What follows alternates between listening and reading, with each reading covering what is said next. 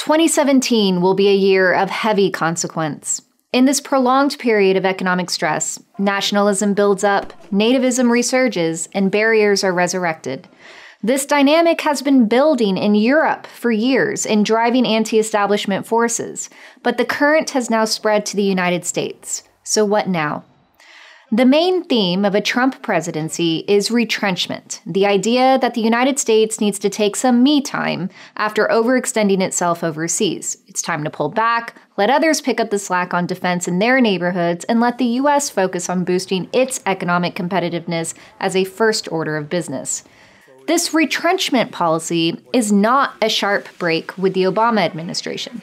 In fact, Obama exercised extreme restraint in the Middle East and elsewhere to avoid getting bogged down, and sometimes that policy worked to his own detriment as he tried to stay focused on longer-term challenges. The main difference is that Obama still believed in collective security and trade as mechanisms to maintain global order, whereas a Trump presidency sees many of these conventions as constraining and worth revisiting.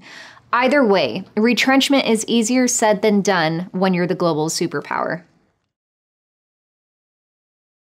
The United States wants to focus on reworking its trade relationship to its advantage. This is hard to do in a world of tightly interwoven supply chains, where trade spats can end up hitting the consumer and the worker on both ends. The US, for example, is not going to be able to make sweeping and sudden changes to NAFTA, and we believe that the points up for renegotiation will still drive toward tightening North American integration in the end.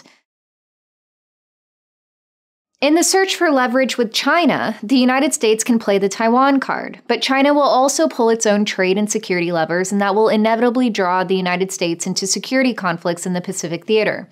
China will meanwhile play off fault lines among the South China Sea claimant states to extend economic concessions and joint access to disputed territory, in trying to push out the US and keep emerging regional powers like Japan at bay. At home, Chinese President Xi Jinping will be heavily focused this year on the 19th Party Congress, and so will need to prioritize economic stability over economic reform and restructuring. This means Beijing will be expending a lot more resources in credit expansion and state-led investment, even as those tools are growing duller and raising serious risks in corporate debt. This is going to be a very big year for Europe. In our written forecast, we go into detail on how elections in the three biggest Eurozone economies, Italy, France, and Germany, will play off one another and threaten the very existence of the Eurozone. The main thing to note here is that the European Union is already on a path toward dissolution. The question is to what degree these elections will accelerate the trend. So even if extremists on the right don't win, for example, in France, the moderates are still increasingly adopting elements of the far-right platform to appeal to their electorates. And as that North-South divide in Europe widens between Germany and France, the EU will start fragmenting into regional blocs. This is a year of opportunity for the Russians. A more divided Europe means Russia will be able to crack European unity on sanctions and have more room to consolidate influence in its borderlands. The Trump administration will also be more amenable to sanctions easing and trying to de-escalate frictions with Moscow. But there will be limits to the rapprochement. Russia will stay on course in building up its defenses and leverage in multiple theaters, from cyberspace to the Middle East. The United States, in turn, will still follow an imperative to contain Russian expansion. Still, even the perception of a budding bargain between Washington and Moscow will drive the European states on the front line to band together and bolster their own defenses. The Middle East will be another arena consuming U.S. attention. As steady progress is made in degrading Islamic State in Iraq and Syria, the group will rely on insurgent and terrorist tactics while encouraging resourceful grassroots attacks abroad to maintain relevance. Al-Qaeda, in the meantime, has benefited from the focus on Islamic State and has been quietly rebuilding itself across several regional nodes, from North Africa to the Arabian Peninsula.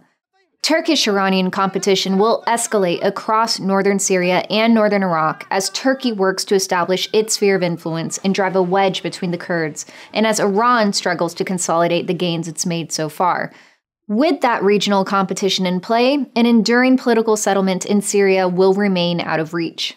The Iran nuclear deal will be challenged on a number of fronts as Iran enters an election year and the incoming U.S. government is likely to be much more stringent on perceived Iranian infractions. Still, we expect the framework of the deal to endure overall. Just watch for Russia to exploit the escalating friction between the United States and Iran. On the economic front, a strengthening dollar will apply an additional squeeze on countries with high dollar-denominated debt. The countries on our watch list include Turkey, Venezuela, South Africa, Nigeria, Egypt, Chile, Brazil, Colombia, and Indonesia.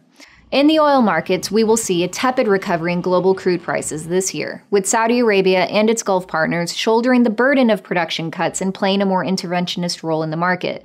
And though it will take time for North American producers to respond to the price recovery in raising production, we should remember that U.S. shale production still provides a de facto cap on the price recovery around the $60 a barrel mark. This will still give a number of producers a bit of breathing room in 2017, especially as Saudi Arabia tries to prepare for its 2018 IPO offering for Saudi Aramco.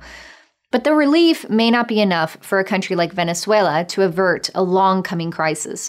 The threat of default still looms, and severe cuts to imports of basic goods in order to make debt payments will drive social unrest and expose already deep fault lines among the PSUV and armed forces.